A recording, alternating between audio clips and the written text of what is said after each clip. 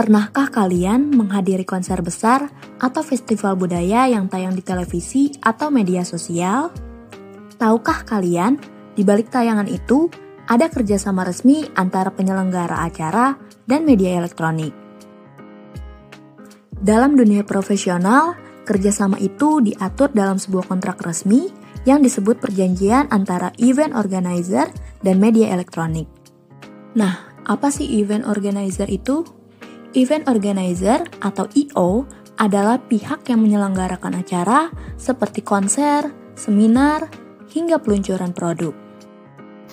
Sedangkan media elektronik seperti televisi, radio, dan media digital seringkali bekerja sama dengan EO untuk menyiarkan atau mempromosikan acara tersebut.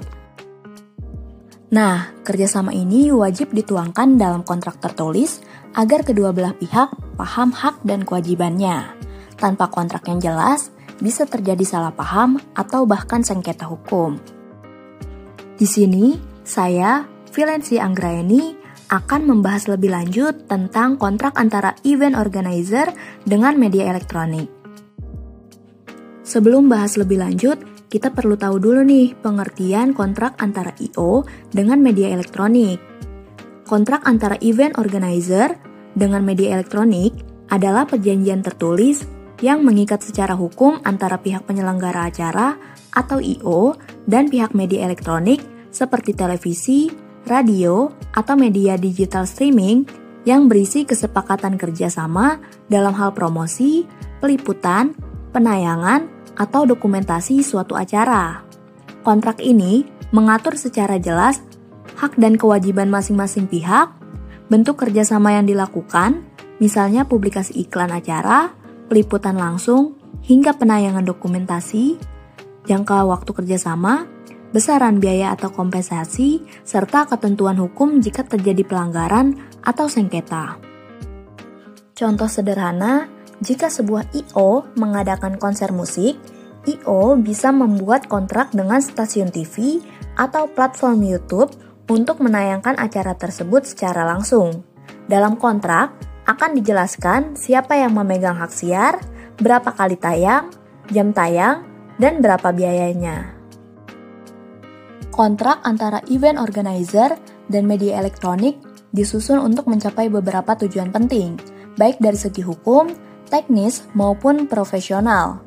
Tujuannya yang pertama memberikan kepastian hukum, yang kedua menentukan ruang lingkup kerjasama, yang ketiga menetapkan hak dan kewajiban masing-masing pihak, yang keempat menjaga profesionalisme dan komitmen, yang kelima mengatur masalah finansial, yang keenam mengatur hak cipta dan hak siar, dan yang terakhir menjaga reputasi dan etika.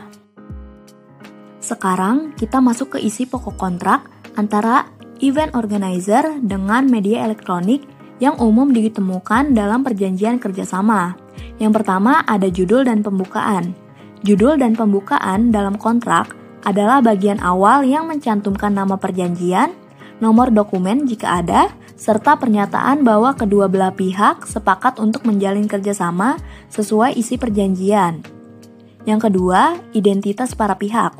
Identitas para pihak adalah bagian dalam kontrak yang menjelaskan secara lengkap siapa saja pihak yang terlibat dalam perjanjian, termasuk nama, alamat, dan penanggung jawab masing-masing pihak. Yang ketiga, latar belakang kerjasama. Latar belakang kerjasama adalah bagian yang menjelaskan alasan atau dasar diadakannya perjanjian antara EO dan media elektronik, termasuk tujuan umum dari kerjasama tersebut. Yang keempat, ruang lingkup kerjasama. Ruang lingkup kerjasama adalah bagian yang menjelaskan secara rinci bentuk kegiatan atau tanggung jawab yang akan dilakukan oleh masing-masing pihak selama kerjasama berlangsung. Misalnya, pihak kedua akan melakukan penayangan iklan promosi acara, peliputan langsung acara, dokumentasi acara untuk keperluan publikasi, serta penayangan ulang jika disetujui. Yang kelima, hak dan kewajiban para pihak. Hak dan kewajiban para pihak adalah bagian kontrak yang menjelaskan tanggung jawab serta hak masing-masing pihak yang harus dipenuhi selama masa kerjasama berlangsung. Misalnya, pihak pertama menyediakan materi promosi dan informasi acara, memberikan akses lokasi kepada tim media, serta melakukan pembayaran sesuai kesepakatan. Sedangkan pihak kedua menayangkan promosi sesuai jadwal, melakukan peliputan dan dokumentasi secara profesional, serta menjaga netralitas dan kualitas siaran. Yang keenam, jangka waktu perjanjian. Jangka waktu perjanjian adalah bagian yang menjelaskan lama berlakunya kontrak, termasuk tanggal mulai, tanggal berakhir, dan ketentuan perpanjangan jika diperlukan. Yang ketujuh, biaya dan pembayaran. Biaya dan pembayaran adalah bagian yang menjelaskan besarnya biaya yang harus dibayar, cara pembayaran, serta waktu atau tenggat pelaksanaannya sesuai kesepakatan kedua belah pihak. Yang kedelapan, ketentuan hak cipta dan hak siar. Ketentuan hak cipta dan hak siar adalah bagian kontrak yang mengatur siapa yang memiliki hak atas hasil dokumentasi atau tayangan acara, serta bagaimana penggunaan dan penyebaran konten tersebut diizinkan. Yang kesembilan, larangan dan sanksi. Larangan dan sanksi adalah bagian kontrak yang memuat hal-hal yang tidak boleh dilakukan oleh para pihak, serta konsekuensi atau hukuman jika terjadi pelanggaran terhadap perjanjian. Yang kesepuluh, penyelesaian perselisihan. Penyelesaian perselisihan adalah bagian kontrak yang menjelaskan cara yang disepakati oleh para pihak untuk menyelesaikan konflik atau sengketa yang mungkin timbul selama masa kerjasama. Yang ke-11, penutup. Penutup adalah bagian akhir kontrak yang menyatakan bahwa kedua belah pihak sepakat atas seluruh isi perjanjian dan menandatanganinya sebagai bentuk persetujuan resmi. Dan yang terakhir, tanda tangan dan stempel. Tanda tangan dan stempel adalah bagian kontrak yang memuat bukti pengesahan perjanjian melalui tanda tangan, dan jika diperlukan, stempel resmi dari masing-masing pihak yang terlibat. Adapun contoh klausul, misalnya, pihak kedua atau media elektronik setuju untuk menayangkan iklan acara Festival Budaya tahun 2025 selama 5 hari sebelum acara berlangsung, dengan total 10 kali penayangan di jam tayang reguler.